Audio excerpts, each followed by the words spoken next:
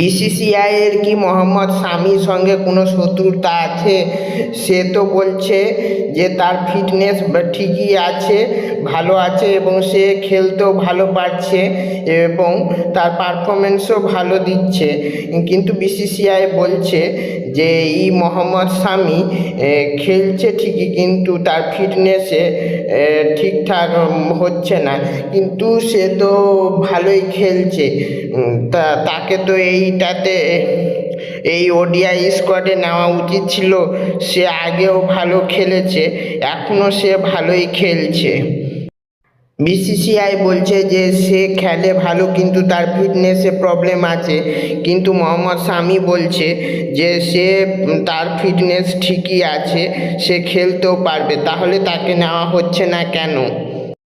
আর এই ওডিআই স্কোয়াডে নিউজিল্যান্ডের বিপক্ষে খেলায় তিলক বর্মা, ঋতুরাজ গায়কোয়াড় নাম নেই। আগের স্কোয়াডে যাদের যাদের নাম ছিল সবারই নাম আছে, খালি এদের নাম নাই। আর হার্দিক পান্ডিয়া আর জসপ্রীত বুমরাকে বলছে যে হার্দিক পান্ডিয়া আর জসপ্রীত বুমরাকে বিসিসিআই রেস্ট দিয়েছে।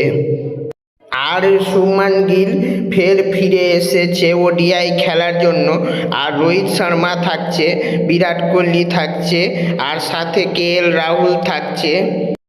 এই ওডিআই ম্যাচে শুভমান গিল ক্যাপ্টেন হিসাবে ফিরে এসছে ঠিকঠাক হয়ে, কিন্তু শ্রেয়াস আইয়ার এই ম্যাচে থাকলেও তার নামের পাশে ডট চিহ্ন আছে, মানে বোঝানো যাচ্ছে যে সে পুরোপুরি ফিট নাই, এটা বোঝানো যাচ্ছে।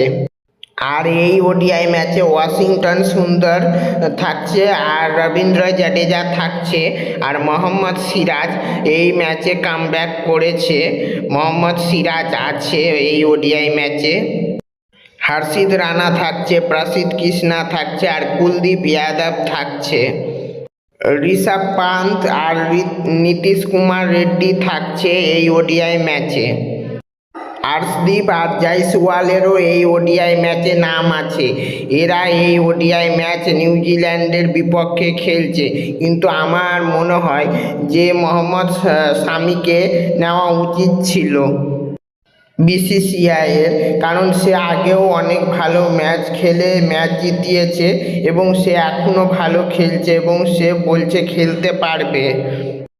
তাহলে তাকে নেওয়া হলো না কেন এই ওডিআই ম্যাচে? মোহাম্মদ সিরাজকে তো নেওয়া হলো। মোহাম্মদ শামি আর মোহাম্মদ সিরাজ থাকলে সেরা হতো এই ওডিআই ম্যাচ।